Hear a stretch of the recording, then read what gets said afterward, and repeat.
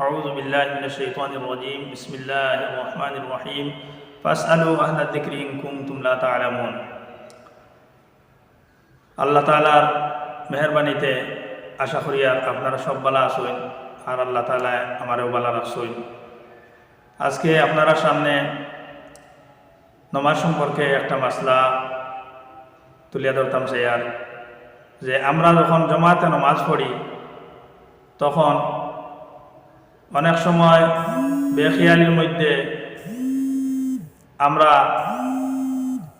ইমাম সাহাবর লগে অথবা ইমাম সাহাবর পিছে রুকুনটে আদায় না করিয়া ইমাম সাহাবর আগে আমরা রুকুন আদায় করিলাই। অর্থাৎ ইমাম সাহাব রুকুন থেকে খাড়া হওয়ার পরে সজদার যাইতে যাইতে আমরা জলদি জলদি যাওয়ার চেষ্টা করি, অথবা ইমাম সাহেবে দুই সজদার মাঝখানো বোয়ার পরে আমরা জলদি আবার দ্বিতীয় সজদার যাওয়ার চেষ্টা করি জলদি জলদি। এইরকম আমল হাদিস শরীফের মধ্যে কঠোরভাবে নিষেধ করা হয়েছে। রাসূলুল্লাহ সাল্লাল্লাহু আলাইহি ওয়াসাল্লামে ফরমাইছেন যে কোনো মানুষে যদি এইরকম আমল করে তাহলে আল্লাহ তাআলা হতে পারে তার সুরতরে গাদার সুরতের মতো বানাই দিলেই বা। আল্লাহুম্মা ইহফাজনা, আল্লাহ তাআলা আমাদের হেফাজত করুকা।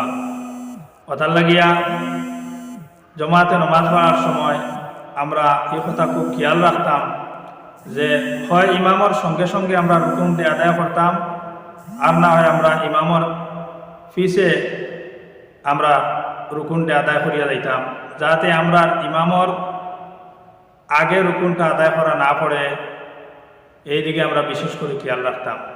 আর একটা মাসলা হইল গিয়া যে যদি ইমাম সাহেব কোনো উঁচা জায়গার মধ্যে একলা ইমামতি করেন আর তার সঙ্গে কোনো মুক্তদি না থাকেন তাহলে নামাজ মকরুহ তাহরিমি হইব।